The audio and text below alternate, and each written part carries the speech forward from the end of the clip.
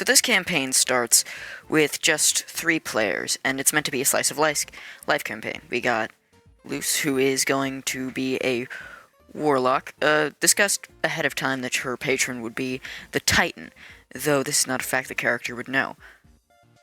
Ida, the level 20 wizard, which will soon not be that. And King, which is canonically, he doesn't actually get, a stat sheet for a while, because he's never put in combat. But if I had to say, I would say he is a homebrew race of the Titan. It's all aware, all the plot twists everyone knows, just like in a normal D&D campaign, or at least the players of the character would know. But this campaign is meant to be slice of life before any major story events. But the DM has a problem. They cannot say no at all. They just don't know how to say no to anyone asking to be in their game. And this arises as a problem because 2 people want to join their campaign, and they don't have matching schedules. These people are the players for Willow and Gus. Now, the thing about this is they're never ready on the same days as everyone else. So most of the time, if King and Ida appears in an episode, in an episode you could just interpret it as the DM role-playing for them. They were under they made these characters before, and they made them with the intention of playing them together. So they have all this lore that they've been friends for a really long time that they had pre-made for all the stuff. And the DM doesn't really know how to incorporate it. And then he realizes, wait a minute, I can make a magic school. That would make sense in this world. So that's how that episode occurs. But because the DM has, a confidence problem, they aren't really good at voices. Or they are good at voices, they just don't really think they are. So often they get a friend to roleplay an NPC for them. And this will turn out very badly for this campaign. This will be a problem. But this is how we get Amity. Now, the player for Amity is new to TTRPGs. But they were asked, because they were asked to play. To roleplay an NPC, and they just had a blast. They asked, is there any way I can keep doing this? And the DM kind of just buckles and lets them join the campaign without intending for them to appear again. So they have to make up all this stuff on the spot. Or not on the spot, they have to make up all this extra stuff that they weren't thinking of adding. And it kind of snowballs, because with all this thought, they thought, well, maybe if she's going to be a foil to the main character, maybe they should have a mentor. And then they get another friend to roleplay the mentor, and this is how we get Lilith. Now, unlike Amity, Lilith is actually very good. She plays TTRPGs often, or the player for her plays TTRPGs often, so they're very good at this. They know what they're doing, they know how to roleplay. And the DM does intend for them to appear more often, giving them an everlasting mission. The DM is prepared, after what happened with Amity, knowing that they cannot say no.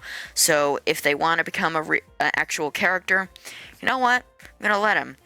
But they do not become a character yet. Not in Season 1. No. Convention is the first actual appearance of a everlasting plot. Like all great DMs, their initial plans got crushed, and now they gotta think of new stuff, which will snowball into them thinking of a bunch of other things. It's all with the idea of, wouldn't that be cool? So they have all these ideas. The Emperor was mentioned beforehand, and little thing, this campaign was meant to be a one-shot. It was meant to be a one-shot for the player of Luce, to get them into to see how they would like it. It wasn't meant to continue. So they kind of regret it. So the DM kind of regrets it. They really enjoyed the characters, but this was not meant to go past one session. And then it did, because they left it open-ended. And the DM is regretting this horribly. But people are having fun. Why would they be upset? But in convention, all kind of plots culminate. We get Lilith appearing for the first time, or the NPC. By the way, in these actual sessions, it is really awkward because people are sitting in the room, and the NPCs are sitting in the room, while all the players are just like, what are they doing here? And the DM just says, "Don't worry about it." And this is the first session where Amity actually has a stat sheet. And everyone is asked for a certain magic style to use. Everyone. Most of them weren't hard to do, but Amity's was just like, okay, abominations. Huh. How do I make this work? So basically, she gives a level 1 spell that if you ever and finds this D&D website that lets you scale Monster CR. It's a real thing, too. I found it, but I'm not gonna drop it because that's like a sponsorship thing. I don't know. But it lets you scale it. So she lets her summon a creature and as a cantrip, she can summon one that's CR 0, and every spell slot is half the CR. So if she summons it with a level 1 spell slot, that's a half CR, level 2, 1 CR. You get it. So that's how abominations work. On the other hand, the fight between Lilith and Ida is not planned, nor is it done with an actual initiative roll. The DM is just actually, no, the DM isn't describing things that happen. Ida and Lilith are saying choreography, and the DM's just kind of shrugging their shoulders, going, they're playing. And it's going well.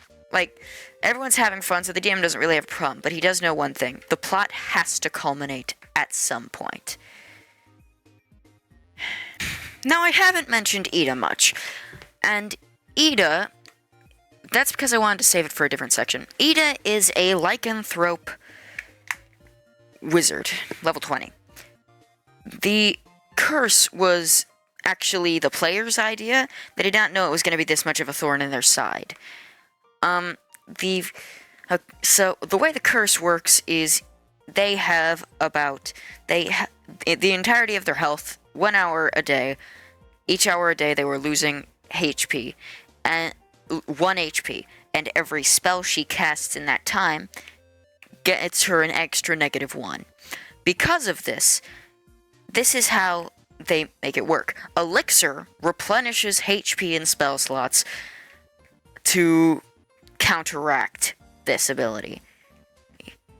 The player did not realize how much of a pain this is going to be, and they kind of want to be done with the curse, but they don't really know how.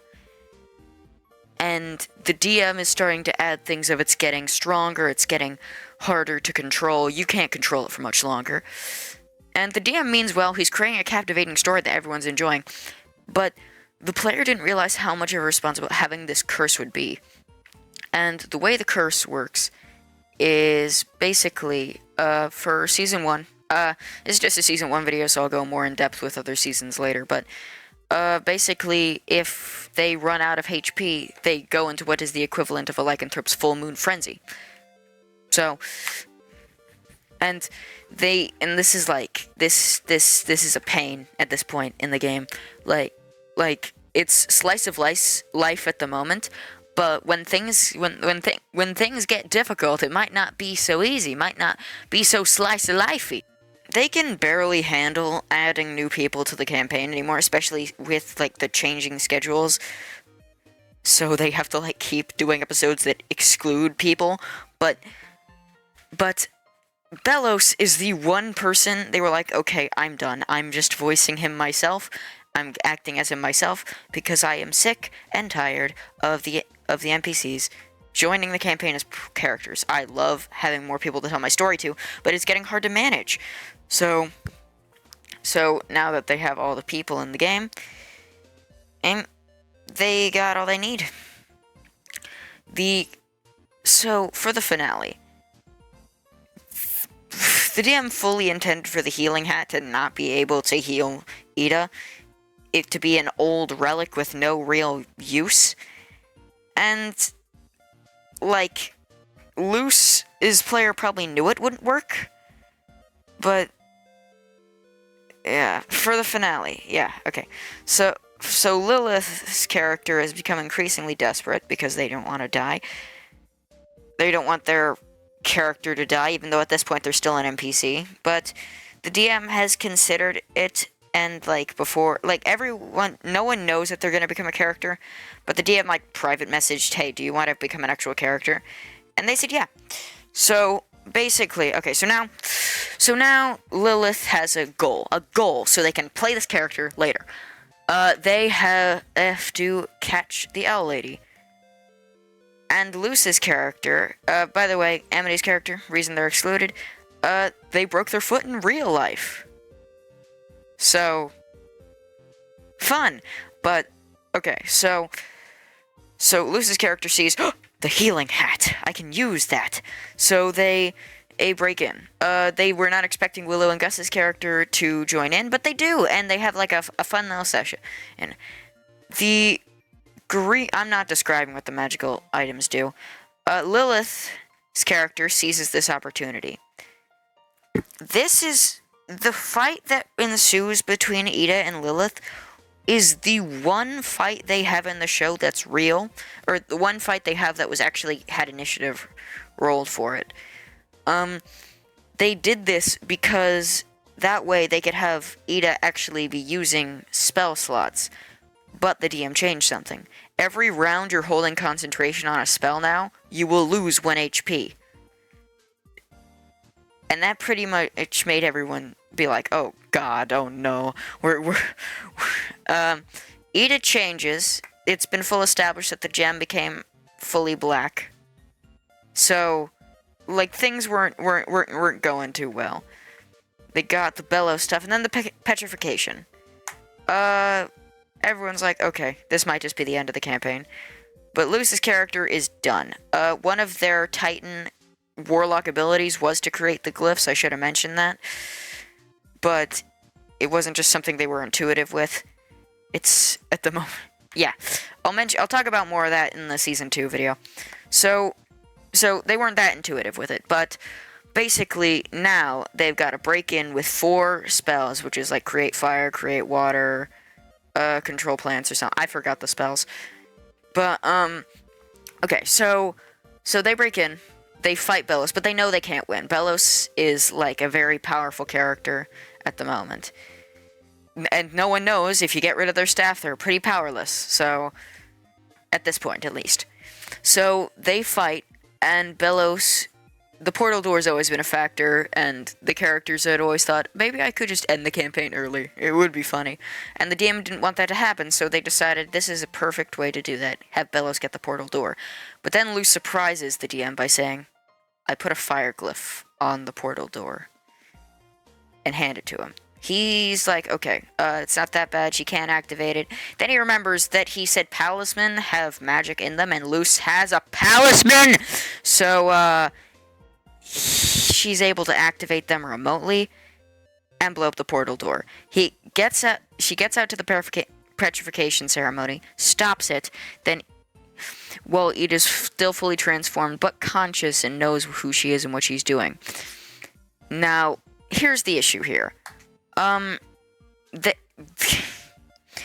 The DM does not know how they're going to proceed because the light glyph and even the spell to fix the mind has been established that it only works temporarily on the owl beast. Now, the problem is that how are they going to do this? The DM just says, well, I'm sorry, but it seems your character might be retiring. And Lilith says, well, we gotta keep this, like, family dynamic thing going. So she says, how much magic do I have to give up to get rid of the curse? And the DM, his jaw hits the floor, and he says, what? You want to do that? And she says, yeah. So what they do is they don't get rid of it, but they have her turn back to normal. And they have both Lilith and Ida become level 1 fighters of lycanthropy. And that is where Season 1 of the Owl House, or not season 1, the first arc of their campaign ends, I would say. The DM goes on vacation because he's sick, or not sick. He just wants a bit of a break from the campaign, so he goes on vacation. So that's the end of the season 1 video. So this is a bit of an experiment. I know I rambled a lot. I might make like a revamped version of this at some point. But hope you enjoyed, and see you in the next one. My Inklings, my Sandwiches, and my Borses. Peace out.